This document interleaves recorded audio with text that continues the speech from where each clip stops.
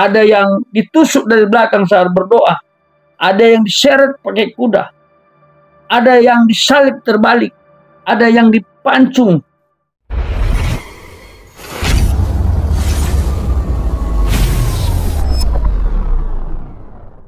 Apa ada kemungkinan orang yang sudah menerima Yesus sebagai juru selamat namun kemudian murtad? Mungkin. Kemurtadan itu membuktikan dari permulaan engkau bukan orang menerima Tuhan Yesus. Hanya kelihatan tapi bukan. Orang yang pertama-tama kelihatan baik akhirnya anjlok, jatuh dan menjadi orang yang binasa adalah seperti Yudas. Kelihatan orang Kristen, kelihatan ikut Tuhan, kelihatan dengar khotbah, kelihatan begitu giat mengikuti aktivitas, tapi akhirnya ternyata dari itu Alkitab mengatakan dari permulaan dia adalah anak binasa, bukan berubah akhirnya baru murtad. Hati kemurtadan dari permulaan sudah ada, tapi samar-samar kelihatan baik-baik, itu semua pemalsuan. Adakah orang kafir yang sekarang in the ghost di dalam gereja? Banyak. Adakah orang anak Tuhan yang betul-betul baik sekarang in the ghost di Islam? Ada. Orang Islam ada sebagian anak Tuhan yang belum muncul. Orang Kristen ada sebagian Yudas yang belum kelihatan. Jadi jangan sombong. Saya berkali-kali ketemu orang di kapal terbang di lapangan, atau kamu Stephen Tong ya? Saya bilang iya. Saya jabat tangan menghaturkan terima kasih kepada you. Saya tanya, siapa you? Saya orang Islam. Kenapa ya you ketemu saya? Saya sering dengar Reform 21. Baru hari ini ketemu engkau, saya akan berterima kasih. Khotbahmu sangat bernilai. Saya tanya kadang-kadang, dari gereja mana? Oh, saya orang dari masjid. Saya orang Islam. Tapi khotbahmu banyak kebenaran yang saya bisa terima. Saya mengatakan harap satu hari engkau menerima Tuhan Yesus. Sahabat khotbah populer, saya mau menanggapi apa yang disampaikan oleh Bapak Pendeta Stephen Tong ini. Saya pikir itu betul, ya. Dan inilah yang dimaksud dengan pertobatan tomat. Hari ini tobat, besok kumat. Atau iman semu. Pertobatan abal-abal.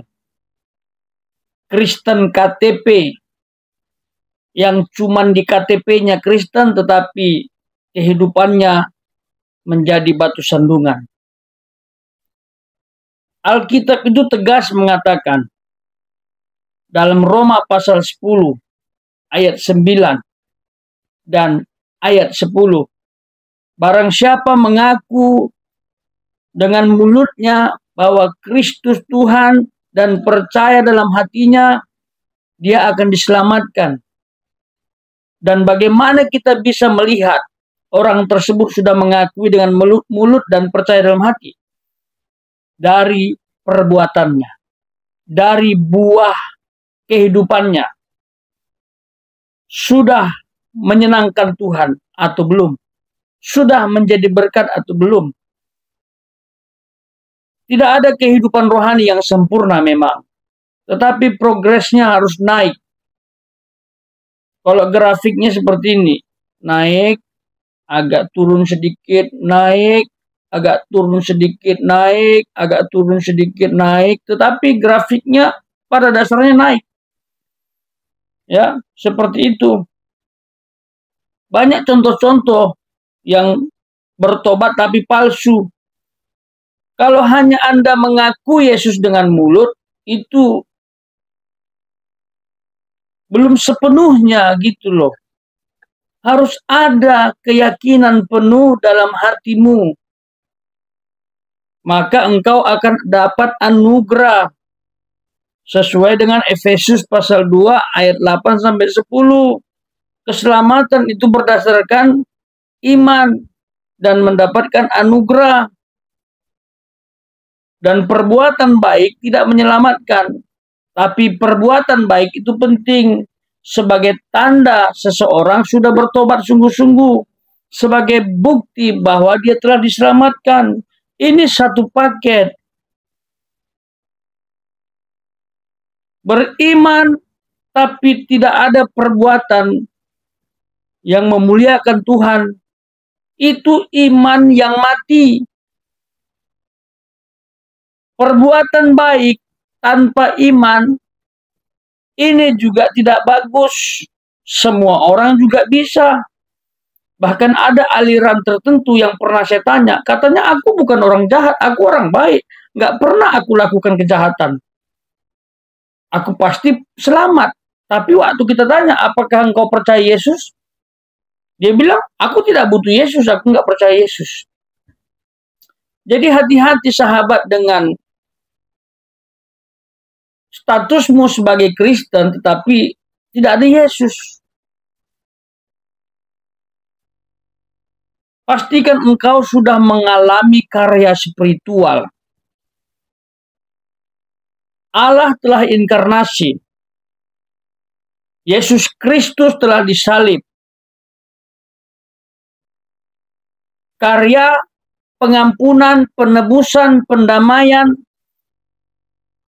itu akan terjadi apabila sahabat percaya kepada Kristus sungguh-sungguh. Percaya betul-betul dengan hati yang tulus. Karena kerinduan, kecintaan, bukan karena ikut-ikutan. Banyak orang ikut-ikutan, termasuk dibaptis. Dia memberi dirinya dibaptis, tapi sebenarnya nggak tahu kenapa dia mau dibaptis. Makanya dibutuhkan katekisasi, pemuritan, baptisan terlebih dahulu. Agar dapat mengukur ini sebenarnya sudah percaya sungguh-sungguh atau belum. Kalau belum ya alamat. Ya jadi batu sandungan. Nanti orang bilang ini orang Kristen sudah dibaptis tapi masih berdosa. Salahnya di mana? Ya salahnya dia belum sungguh-sungguh terima Yesus.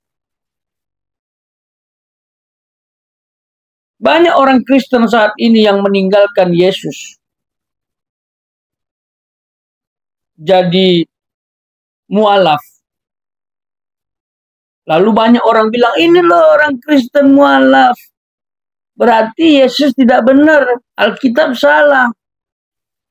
Dia mualaf karena ketidaktahuan. Dia mualaf karena nggak belajar dengan sungguh-sungguh. Dia mualaf karena tidak ada Yesus dalam dirinya. Roh Kudus belum bertahta. Kalau hanya sebatas logika, Anda sulit memahami Allah Tritunggal, Allah inkarnasi.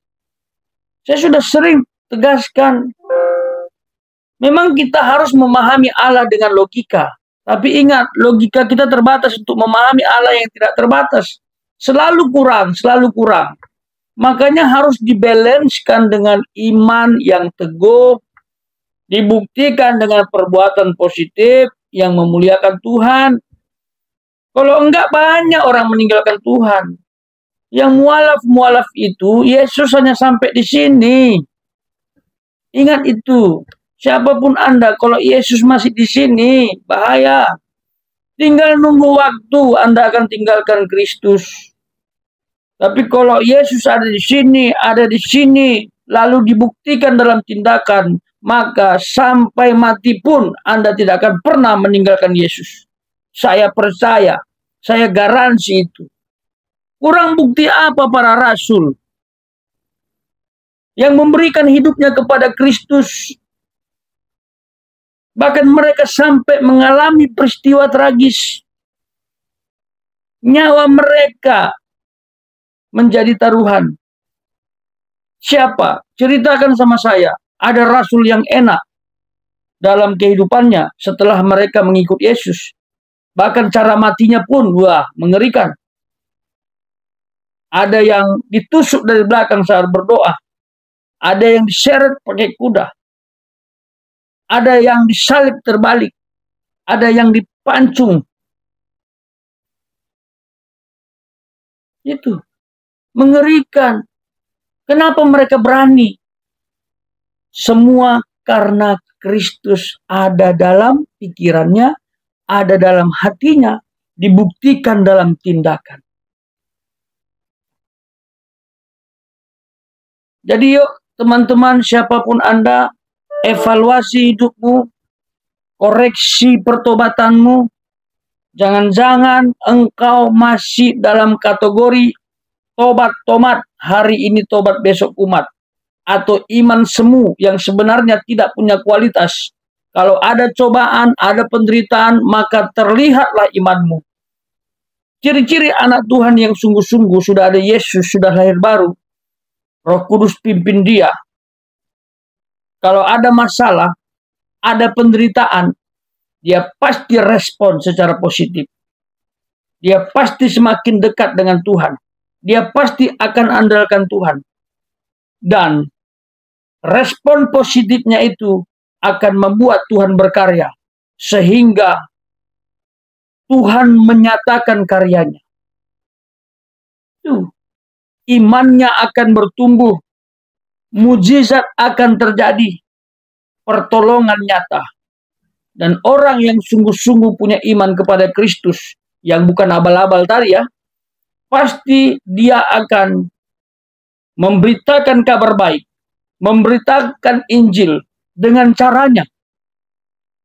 Injil tidak selalu harus diberitakan dengan vulgar secara akademis, tergantung audiens. Anda bisa kemas secara praktis, secara halus, tergantung audiens. Kalau Anda berhadapan dengan orang akademis, intelektual, ya pakai doktrin yang dalam. Tapi kalau Anda bertemu dengan orang yang nggak punya pemahaman tentang Alkitab, ya secara halus sampaikan, secara sederhana sampaikan mengenai Yesus Tuhan, pengampunan dosa, keselamatan harus percaya, seperti itu.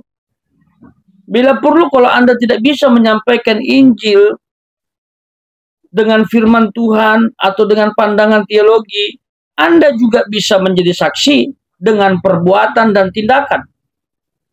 Pastikan mereka melihat Kristus dari sikapmu yang penuh dengan kasih. Makanya akhir-akhir ini banyak sekali orang Kristen jadi batu sandungan. Ini pergumulan berat kita. Ya. Bahkan orang Kristen tersebut selalu beribadah, selalu pelayanan.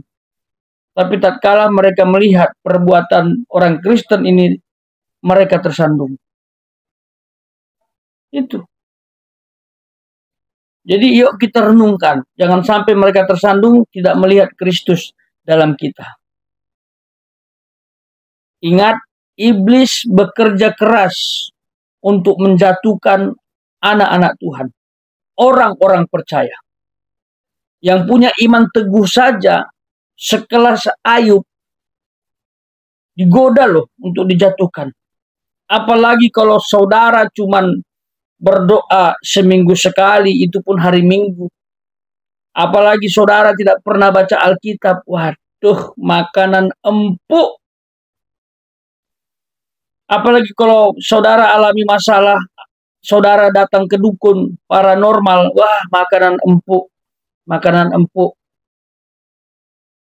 Pastikan masalah yang kita hadapi, kita serahkan kepada Tuhan. Kita libatkan Tuhan. Saya garansi Anda akan melihat mujizat. Saya sudah alami, sahabat. Saya sudah alami. Saya sudah alami kesulitan ekonomi, Tuhan tolong. Ya. Dan lain sebagainya, Tuhan tolong. Saya dulu orang brengsek. Hidup dalam dunia gelap, Tuhan tolong. Tuhan pulihkan. Menjadi pendidik generasi. Itu. Dan saya bersyukur dengan kehidupan saya yang sekarang. Dan saya bangun komitmen. Sampai kapanpun aku tidak akan meninggalkan Kristus. Sekalipun harta, tahta, cinta yang menjanjikanku untuk bahagia, aku tidak mau. Karena itu semua adalah kebahagiaan semu. Imitasi, palsu. Kebahagiaan sejati hanya ada dalam Yesus. Tahu caranya? Terima dia sebagai Tuhan dan Juru Selamat. Maka engkau akan alami karya yang spektakuler.